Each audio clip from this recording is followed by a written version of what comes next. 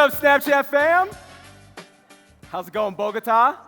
¿Cómo estás, Bogota?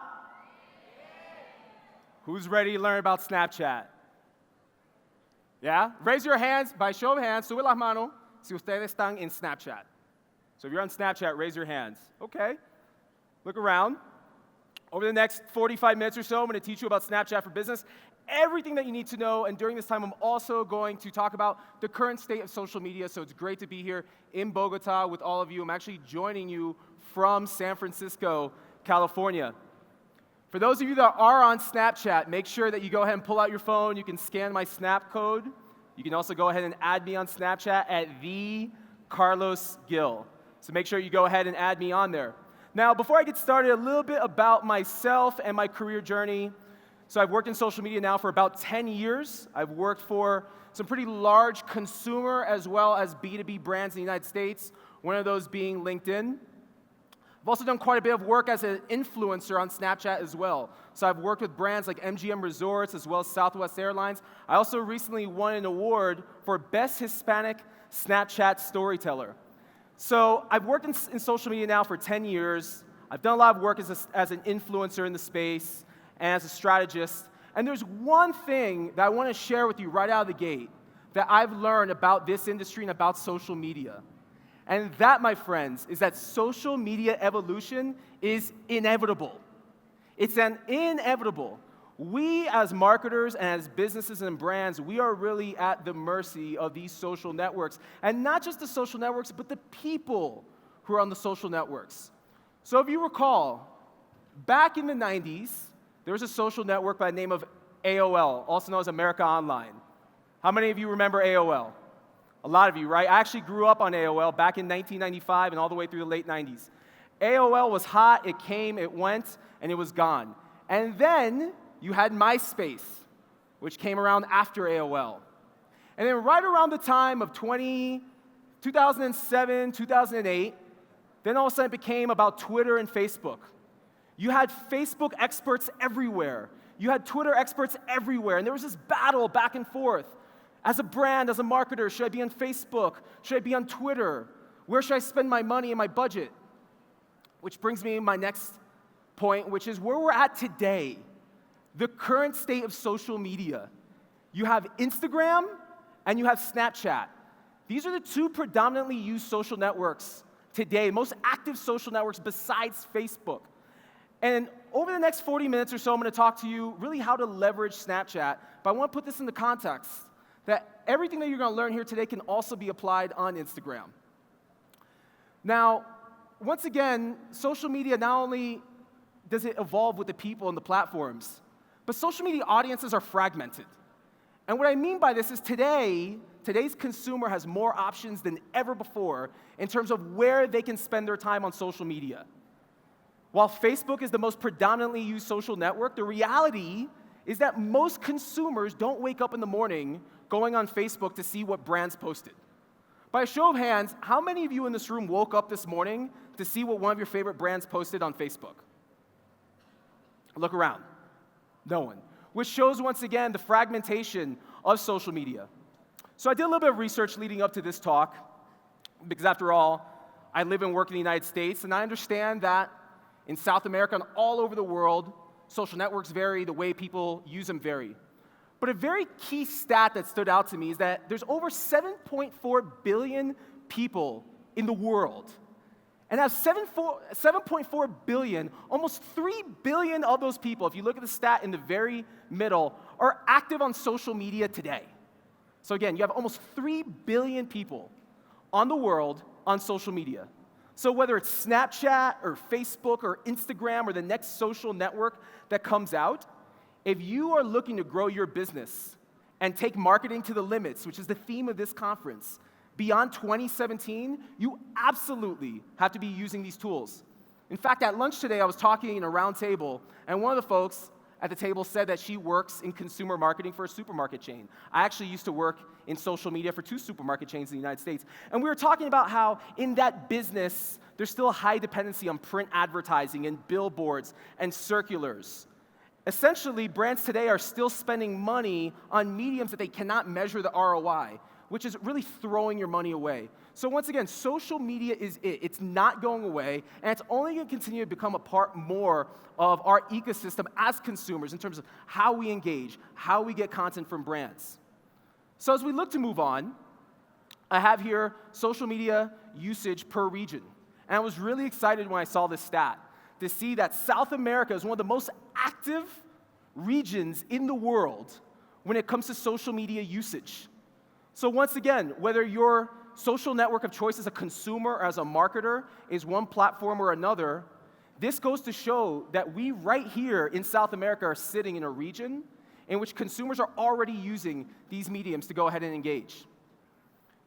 Now you see here behind me a breakdown of active users, and you see that Facebook really leads the pack. You've got Facebook, which has more users on Facebook than the country of China alone. You have WhatsApp, which I'm sure a lot of us in this room use to text message. You have Facebook Messenger, which I will go ahead and say this. Facebook Messenger, my friends, right now is the greatest social network to exist, yet no one's talking about it. And the reason why people aren't talking about platforms like WhatsApp and Facebook Messenger is because we're not talking about social media in the context of content being broadcasted out to many. We're talking about social media in the context of private media, so content being broadcasted one-to-one. Now, I want to go ahead and start off my talk on Snapchat by saying, because a lot of what you're going to hear in this talk is centered around millennials. And I know we had a speaker on stage today that was talking about millennials, and I actually, as a millennial, take the other stance. I do a lot of research on social media networks. I have a lot of millennial friends, and I do a lot of public speaking. And I'll tell you this, millennials are the hardest generation to win their business. And the reason why is because millennials don't want to be sold to. They want to be engaged. And in fact, not only do they want to be engaged, they don't want to be engaged by brands. So what I'm going to go ahead and show all of you here today is how you can actually create a strategy on Snapchat, which is centered around what's called storytelling, which is a term that I've heard used here a couple times today. Now, this is the audience that you're trying to win over, right here. Is anyone scared yet? This is the audience that you're trying to win over. You have your Snapchat audience, you have your Instagram audiences, a lot of these platforms do the same thing, but this is the audience that your companies today should be looking to win over. Because this audience, being the millennials, which are users from the age of 18 years old to the age of 34, these users right now are the ones that control spending activity throughout the world. It's already been proven. Millennials have already outspent baby boomers in terms of consumer spending. And I often hear from fellow marketers, well, we shouldn't invest in marketing to millennials because they're kids. Well, guess what? These kids, okay, and first of all, I'm a millennial, just an older millennial. These kids that you refer to as millennials are the ones graduating college, buying cars, buying houses, buying insurance, going to supermarkets, having kids, spending money. So as a brand, as a business, I would think that your objective should be, how can I get these people that are posting silly memes and content online, how can I get them to spend more money with me? Now let's talk about why Snapchat. So I get asked all the time, Carlos, why are you such a fan of Snapchat? And before I tell you all the cool stuff that I have lined up, I've been on Snapchat since 2013. I purely joined Snapchat out of curiosity to see what it was all about. And I fell in love with the platform for the simple reason that Snapchat is not Facebook. So hear me out. Facebook is an advertising platform, where as a brand, you can get ads in front of consumers. Snapchat is not Facebook. Snapchat, in fact, is messaging, it's storytelling, and because it's not advertising focused, you actually have much higher organic reach, which today you don't have on Facebook. By a show of hands, how many of you in this room manage a Facebook page for your business or for your company? Several of you. How awful is it that today, if you want to reach more than 1% of your page fans, you actually have to spend money for it? So as we talk about Snapchat and why this is a platform that you should be investing your time, your resources, and your money, the first stat is over 150 million active users. That's a lot of people, and this number continues to grow. As you have folks like myself and others speaking at conferences like these, a lot of professionals are getting on Snapchat, which their numbers continue to grow. I almost like to think of Snapchat as where Twitter and Facebook were back in 2007 and 2008, when those social networks were still predominantly dominated by millennials. Now, The other stat that you need to know is because Snapchat is millennial-driven, Snapchat is the social network of preference for millennials. In the United States alone, on any given day, Snapchat reaches over 40% of millennials ages 18 to 34 years old. So I often say when I'm speaking at conferences back in the States, if you want to reach a millennial audience, don't do it on Facebook. Do it on Snapchat. The next is Snapchat is very quickly replacing the TV. And where I'm going with this is Snapchat has what's known as a Discover feature. So programs like ESPN, CNN, even Univision has a presence on Snapchat and Discover. You can now consume the same content that you would have to sit through for 30 minutes worth of programming on your TV. You can consume that within 3 minutes on Snapchat. So what are millennials doing? Instead of watching the TV, they're going on their cell phones and they're consuming the same content that otherwise they would have to waste 30 minutes of their time. And you can see here on this next slide, you have Me Too, which produces Spanish-based content on Snapchat. This is a way for Snapchat to drive more of Hispanic millennials to the platform. You can also advertise through Me Too on their presence. And Snapchat also recently rolled out a new feature which actually allows you to search what people are posting on Snapchat in different cities and different countries. So for example, right now, you can go on Snapchat, you can type in Bogota, and you can see a running feed of what people in Bogota are posting, which is really cool. So where I'm going with this is that, once again, Snapchat is replacing the TV. Next is the way content is consumed and created. So unlike platforms like YouTube, where you can post a video for, let's say, an hour or 2 hours, content that you create on Snapchat, it's short, easy to consume, so the content you post is as short as 1 second or as long as 10. It disappears within 24 hours, and I often get asked, well, Carlos, what's the value of creating content on Snapchat if the content's gonna go away?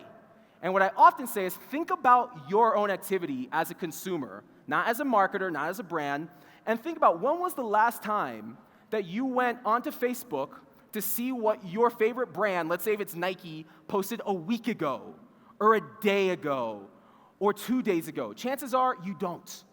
Because the way social media operates, whether it's on Snapchat or on Instagram or on Twitter, is it's real time. If the content is relevant and it's in your face, you're gonna consume it. If not, it's out of sight, out of mind. So the fact that content does disappear within 24 hours actually comes to an advantage. Another thing that you have to know about Snapchat is that the content you create is only on a mobile device. So to create and consume content on Snapchat, it's only on a mobile device. Now, there's a lot of misconceptions in terms of what Snapchat is and what it isn't. So once again, I do a lot of public speaking on this topic, and I often have marketers and executives come up to me, and they'll say, you know what, our brand isn't ready for Snapchat, or we shouldn't be on Snapchat. And I often will hear that Snapchat is only for teens and college students. And I'll very quickly say you're actually incorrect. Because when you look at the demographics that make up Snapchat, 77% of Snapchat's users are above the age of 18. Okay? You have to be 13 years old, first of all, to join Snapchat, but when you really look at the breakdown, now granted, the majority of their users are millennials, over 60% of them. But with that being said, over 77% of Snapchat users are above the age of 18. I will also often hear from executives that there's no way to measure ROI on Snapchat. And guess what? Snapchat, just like Facebook, just like Twitter, has its own suite of ad products and tools you can advertise within Snapchat. You can now target based on age, based on location, based on demographics. So very quickly, Snapchat as a public company is maturing and giving advertisers and brands the opportunity to not only spend money to target, but to also go ahead and be able to go ahead and measure and track the ROI. Now, I'll often also hear that my audience isn't on Snapchat. And what I say is, your audience, if they're not on Snapchat, you shouldn't be on Snapchat. You should be where your audience lives. But with all things considered, Snapchat is a legitimate marketing channel. It's a legitimate marketing channel. You cannot write it off simply because of it's being viewed historically as a social network for kids or for millennials. And for further evidence, I want to go ahead and present a very brief case study on GATORADE. So for the Super Bowl, GATORADE ran what's known as a sponsored lens on Snapchat. Instead of running a Super Bowl commercial that would have cost GATORADE millions of dollars, they spent a lot less. They spent right around $500,000, And they went ahead and ran this sponsored lens in which you could go ahead and within Snapchat dunk or put a bucket of Gatorade over your head. Now, what was the outcome of this? 165 million people on Snapchat saw Gatorade's branding in a 24-hour period. That's more than the number of people who saw the Super Bowl itself on TV. So once again, more people on Snapchat saw Gatorade's branding, 165 million, which is more than the number of people who saw the actual Super Bowl itself on TV. So once again, it's a legitimate marketing channel.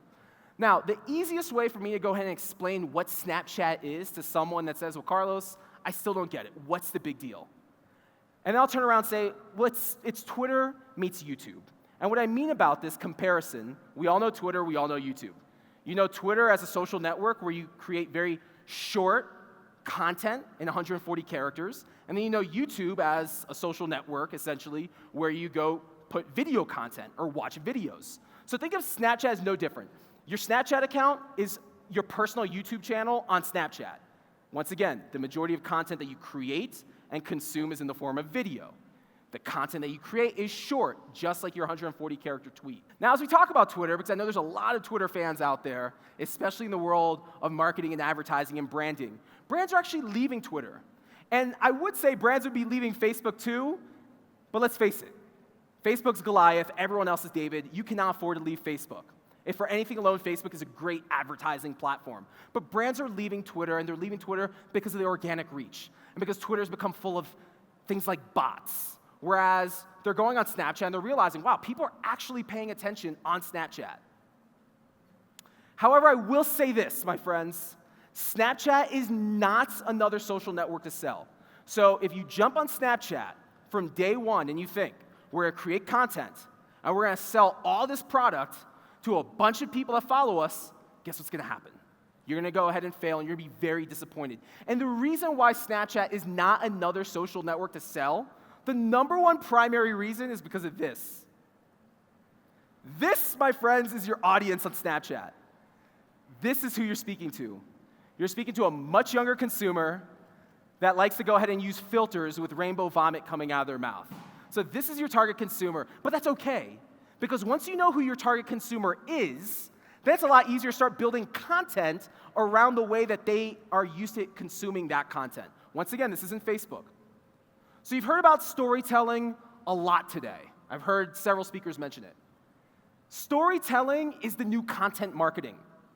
Today's content that's being created and consumed, that's actually getting engagement and people to go over to your website, it's not a banner ad anymore. It's not an email marketing campaign. It's content in the form of short-form video. And you see here the example behind me is Sean Duras. He's one of the most watched influencers on Snapchat. And the way that he's become one of the most watched influencers on Snapchat is because he uses all of Snapchat's built-in features. He draws. He creates funny content. Again, he knows his audience. But keep in mind that storytelling today is the new content marketing. An example of this is Sour Patch. Sour Patch went ahead and they had a campaign in which they went ahead and had multiple influencers over across multiple days creating content, all about the experience of the brand. Oftentimes in marketing, historically, the brand creates content just around the brand. But what's a brand nowadays? For most consumers, a brand is a logo, or a brand is what they wear, or a brand is who they give money to. A lot of people don't think of a brand as an experience. I can tell you, if you start looking at your brand as an experience and showcase that experience online, you will start getting more people talking about your brand and your goods and products and services on their social network and to their friends. Another example here is Walt Disney World. So when Walt Disney World launched their Snapchat account, they went ahead and they had Mike Platko, who's another well-known Snapchat influencer, go to their park in Orlando and create content. Again, this is content that isn't necessarily promoting tickets, it's not promoting merchandise, it's promoting the experience of Disney. Taco Bell. Taco Bell is one of my favorite brands, not just on Snapchat, but on social media, period. Because Taco Bell knows their audience. Their content's fun. So much of social media that's been lost over the years is the word fun. I personally don't see a lot of brands or marketers having fun on social media anymore because they're still viewing this as advertising. It's not 2012 or 2013 anymore, guys. It's almost 2020. You have to have fun. Another example here is how you can use Snapchat to work with influencers, to use your Snapchat account to go ahead and do Q&As. So if you have a brand, really fun brand, and you're already working with influencers, you can go ahead and have them do Q&As on your Snapchat account like you see here. Now, there's 3 challenges that brands face, 3 distinct challenges. I'm going to go ahead and break each one of these down for you and show you how to overcome them through strategy. And the first is, who am I trying to reach? Oftentimes, brands struggle with using Snapchat as a way to reach their ideal audience. The second is, how am I going to reach them? So how are you going to go ahead and get in front of these consumers or these millennials who are on Snapchat? The third challenge is, how am I going to keep my audience engaged? So once again, because the content you create, it's not in the form of a photo or video that you create offline and then upload onto Snapchat. You have to get really, really creative with your content. So let's go ahead and start breaking these down. First of all, how to grow your audience. So you start up a Snapchat account, you're really excited. Now what happens? Well, the first thing that you should do, and for those of you that are on Snapchat, you can actually do this if you haven't already, is within the app, you're going to click on, at the very top of the screen, you're going to click on the ghost, which is Snapchat's logo. It's then going to take you to your home screen. From this home screen here, you're going to click on Add Friends, and once you click on Add Friends, it's going to go ahead and pull up your address book on your phone. And you're going to click on Add from Contacts. So when you click Add from Contacts, what Snapchat does is it now crawls your iPhone or your Android or your cell phone, and it identifies who in your contact list is on Snapchat. And then you can literally just go through and just click one by one and add. So if you have an email database, if you have a CRM, if you have cell phone numbers, you can add all of this data onto your contact book, and then you can just go on Snapchat and see who's on Snapchat. So that's the easy way. The second is leveraging your existing social media channels. So by now, hopefully, you've built a presence on other channels like Facebook or like Twitter or like Instagram. So what you should absolutely be doing is leveraging these channels, leverage the followers that you have on these channels to go ahead and add you on Snapchat. So a couple of examples here, as you see on the left side of the screen, you see American Airlines. They go ahead and they have a branded cover photo on Twitter with their Snapchat name. On the right-hand side, you see Warby Parker, again, a brand that does a phenomenal job on social media. Make sure you guys follow them. Warby Parker, what they do is anytime they have a story on their Snapchat account, they go ahead and they put out a tweet. And they say, today, go to our Snapchat and go ahead and check this out. They're constantly leveraging their social media channels to drive that audience over to Snapchat. The other is Snapchat influencers. Influencers have become valuable for brands because influencers naturally possess 2 key traits and attributes that marketers don't naturally possess. And I'll tell you what they are. One is creative storytelling skills. So a lot of influencers, like my friend Shauna Ayala, who you see behind me, are able to draw. They're able to pick up a phone. They're able to talk. They're able to tell a story and keep people engaged. Most marketers, that doesn't come natural to them. The second key attribute that influencers possess is reach. Influencers, for the most part, have a lot of followers. And an influencer doesn't necessarily need to be a Snapchat influencer. An influencer can be a blogger. So for example, if your brand, if your company is, let's say, a hospitality brand, okay, go online, type in hospitality bloggers. If it's a apparel brand, Google apparel or clothing, men's fashion, women's fashion bloggers. You can find bloggers out there that have an email list that can go ahead and do a takeover of your Snapchat account and then promote your Snapchat to their followers and to their list. So I would definitely recommend going down the route of working with bloggers as well as influencers. Once you work with these influencers, what you want them to do is do takeovers of your account. So what that means is they're actually going to have control for an entire day of your Snapchat account. They're going to create content on there. They're going to tell their followers, hey, today I'm going to be on the Sephora Snapchat account. Make sure you follow me on there. And they're going to create content for you, which solves a need that most brands face and a challenge that they face, which is content creation.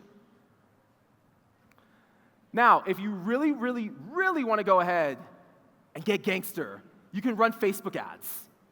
And this is a trick that I did last year. I spent $50 in Facebook ads. And over the course of a month, I gained over 1,000 new followers on Snapchat. And I was able to do that by running Facebook ads targeting, users between the ages of 18 to 34, again, you're millennials, based in the US, that go ahead and like Snapchat's Facebook page. So if you're sitting here today and you're thinking, you know what, we really want to get on Snapchat, but we want to quickly grow our account, you can run ads on Facebook targeting consumers that are right around in the age range of your brand, and they can be based right here in Bogota or wherever your company does business. You can also leverage geofilters. So geofilters are branded creative within Snapchat. And with geofilters, you can see here the example of W Hotels. They have geofilters at all of their hotels around the world. And what's really cool about geofilters is that you do not have to have a Snapchat account where you're constantly creating content to still have a presence on Snapchat. So the way these geofilters work is that when someone goes to, for example, a hotel with W, and they pull out their phone to create content on Snapchat, they can swipe and see these filters, and then add this to their Snap, and then post this out to all their friends. So for those of you that are on Snapchat, right here, right now, there's actually geofilters already in Bogota. There's also geofilters at this conference. What's really neat about geofilters, and again, this is essentially an advertising product within Snapchat, is you can do what's called event-based targeting. So if you want to go ahead and have your ads pull up in a certain city across the world, you can type in that city. So for the example here you see behind you, it's in New York, and you can go ahead and see what events are happening in that city. So if you want to have your branded creative appear at a concert, at a sporting event, at a festival, Snapchat will go ahead and tell you what is happening in that area on that day and how much it'll cost. Now, the cost of a geofilter is actually really inexpensive. It typically runs at right around $5 for 30,000 square feet over a 4-hour period. So it's really cheap. Now, as we talk about content, so I've talked about how to grow your account. Now let's talk about content. Your content should fall into one of these 3 pillars. It should be fun. So once again, the key word in social media is social. You have to have fun. And you're speaking to a much younger audience. So your content should be fun, it should be creative, and it should be educational. Think of yourselves as consumers. When you go on social media, what is it that you want to see from a brand that you follow? What is it that you want to see even from your own friends? Do you want to learn something, or do you want to be entertained, or do you just want to sit back and have fun? Your brand should speak to your audience in the same way. Just like, once again, the example of Sean Duras. If you're working with influencers, or if you have talent in-house, if you have an agency, if you have someone who's on your team that draws really well, okay, have them create content like this that's really fun and engaging. You see another example here of Sean with Mario Kart. Now, spectacles. Spectacles are really fascinating.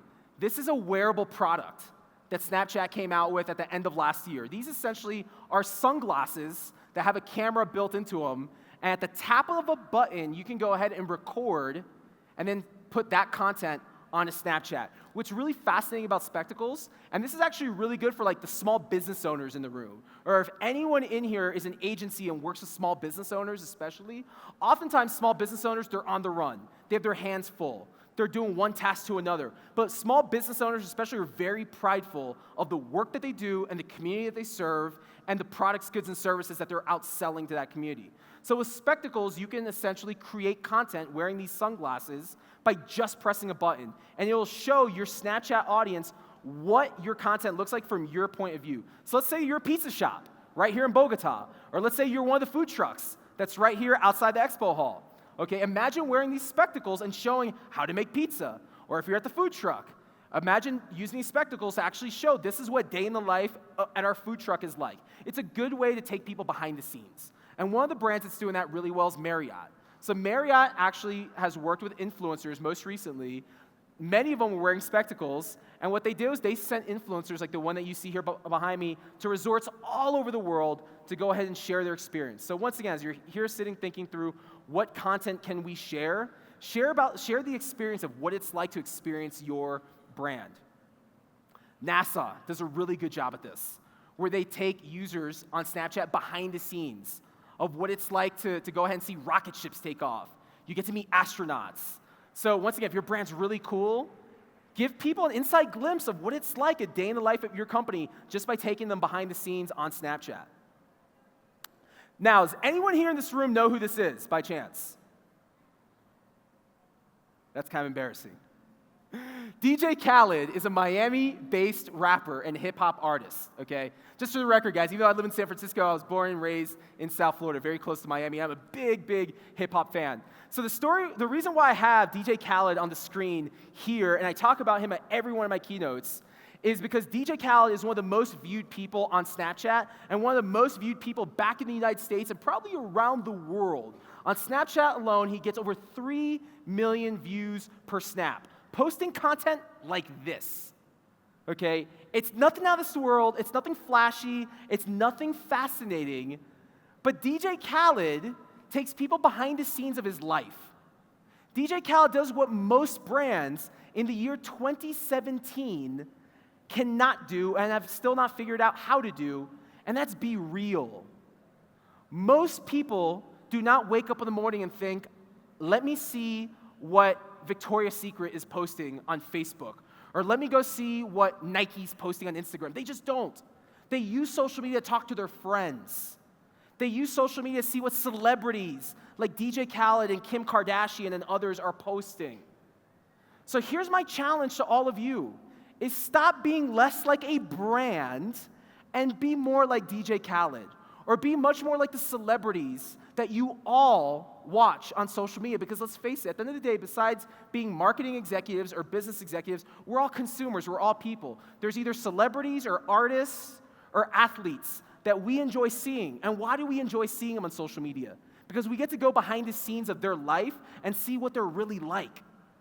Your company and your business and your brand is no different than DJ Khaled or any other celebrity out there. So once again, be more like DJ Khaled and the celebrities out there that are engaging and getting millions of views. And that means to you as a business, whether you're a business owner, you're a business marketer, a business operator, what that really means to you is show people the heart of your company.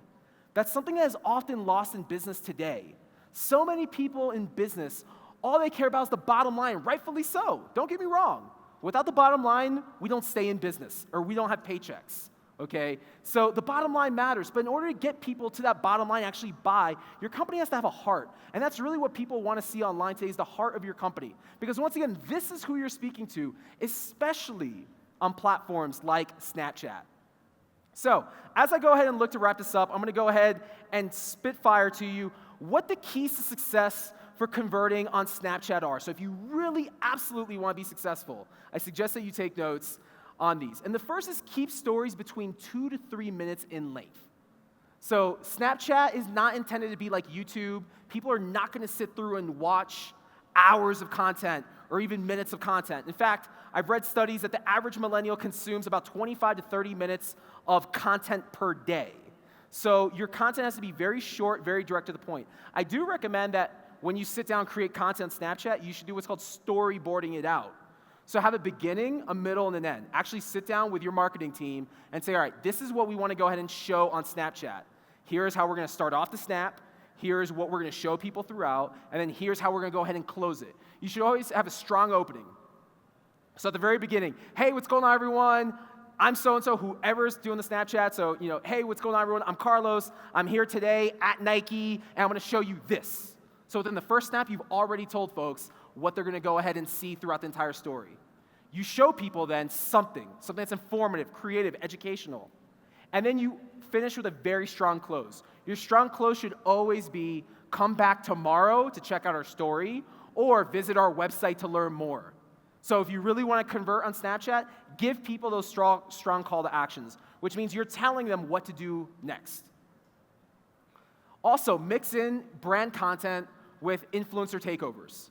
So, like I've said, most people do not want to just consume brand content on Snapchat, so make sure that you're working with influencers and that they're doing takeovers of your account. Keep content updated often and keep it fresh.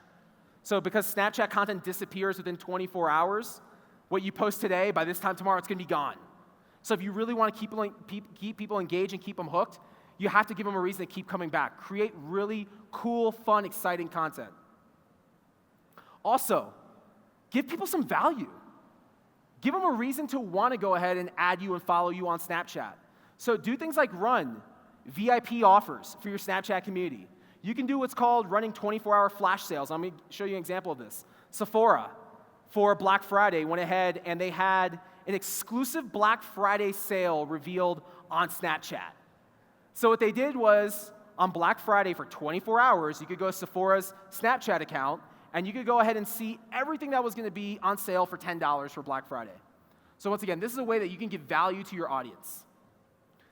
The next is if you want to track the effectiveness of the content that you post, which means if you want to go ahead and drive people from your website, from Snapchat over to your website, make sure that you're using special tracking URLs and tracking codes. So an example of this is using, for example, a custom URL if you're Nike, and you say, hey, visit our website to go ahead and order these pairs of LeBron James sneakers or Kevin Durant's. You would say, instead of go to Nike.com, go to Snapchat.Nike.com. And then anyone that visits that domain or that URL, you know that they visited you because they heard about that domain on Snapchat. If you run a sale, if you run any coupon codes, make sure that those codes are exclusive for your audience on Snapchat. That way, if anyone redeems those codes, you know that those sales came directly from Snapchat. And also, friends, I cannot stress this enough, make sure that you cross-promote on other channels. So don't just create content on Snapchat and let it sit there and expect people to find it and watch it. If you have a Facebook page, if you have a Twitter account, if you're on Instagram, make sure that you're telling those audiences and you're posting. So you're saying, hey, today, go over to our Snapchat account to see this, because there's going to be something really cool happening there, like you saw in the Warby Parker example. And before I wrap up, friends, make sure you have fun. I can't stress this enough. Have fun, have a heart, because your community, which are the people that are really buying from your brand and consuming your content, they need to feel that heart, and they need to feel that the content you're creating is not just sales and marketing content, but it's actually fun. I want to leave you on this note. Going forward, there's going to be this battle happening that we're already seeing it happen, which is Snapchat versus Instagram. And I get asked this question almost every single day. Carlos, should I be on one or should I be on the other? And my answer is, you should be on both.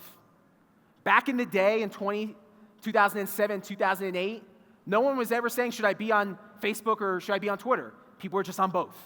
So you should be on both, because both of these social networks give you reach. And that's really what you're looking for, is where can I go ahead and market my business? Once again, sticking to the theme of this conference, how can I take marketing beyond the limits?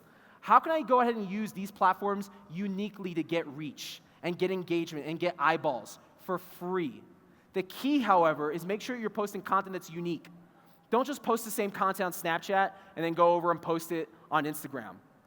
And make sure that your loyalty is always to your community. You've seen AOL go away, you've seen MySpace go away, you see Twitter, that's engagement, and their reach is starting to tank. You've seen that on Facebook. You have to go ahead and pay to play. So where I'm going with this, friends, is make sure that you're not loyal to the platforms, but you're really loyal to your community, because that is what matters. Thank you so much for your time.